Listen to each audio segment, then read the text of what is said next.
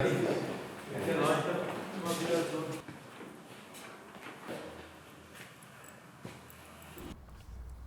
majority of the exhibition is her Polaroid work.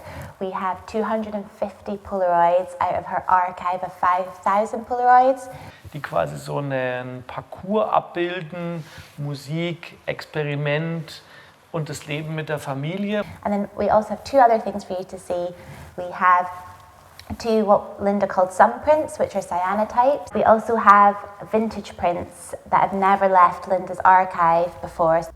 They were chosen for the Taschen book, the Polaroid Diaries by Paul, Mary and Stella McCartney.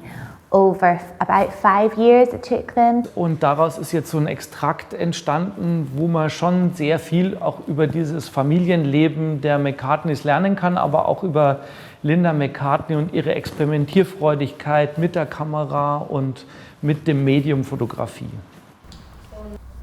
Also die Polaroid-Kamera bietet natürlich irgendwie einerseits die totale Selbstkontrolle. Ja, ich muss quasi keine negative außer Haus geben, die irgendjemand anders nutzen kann. Linda McCartney ist eine prominente Persönlichkeit.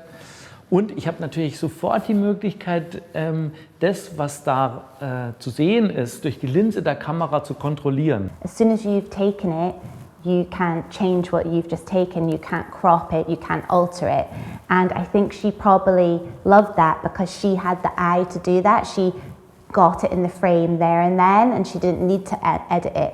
Aber das hat ja was sehr Persönliches. Also ich kann eigentlich maximal zu zweit vor so einem Bild stehen und das hat dann irgendwie so ein dialogisches Prinzip. Ja, ich gucke mir das Bild an und kann eigentlich nur allein davor stehen. Und diese Intimität ist auch ein Teil der Ausstellung.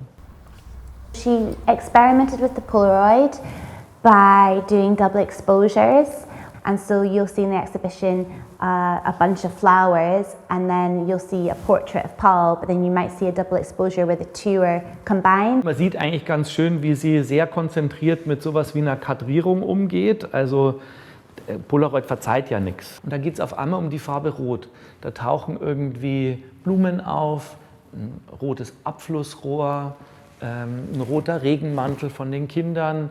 Dann so eine Gruppierung zu haben, da merkt man, wie stark sie kompositorisch und auch ästhetisch gedacht hat. Also Cyanotypie ist eigentlich so ein technisches Verfahren, das man irgendwie selber herstellen kann.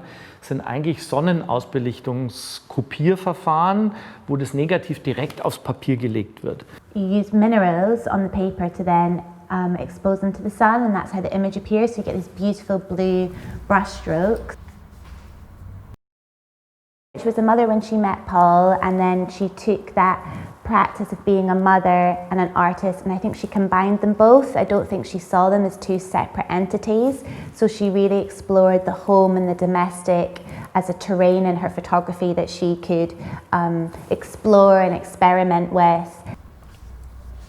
She couldn't really walk along the street without being recognised, so she couldn't engage in street photography that a lot of photographers were practicing in the 1970s, and so she adapted to the space she did have, and one of those spaces was the car. Einerseits bietet das Auto so einen Schutzraum, auf der anderen Seite ist das Auto auch ein goldener Käfig. Sie kann gar nicht raus als prominente Person. Die war einfach limitiert in dem, was sie richtig auf der Straße machen konnte und durfte.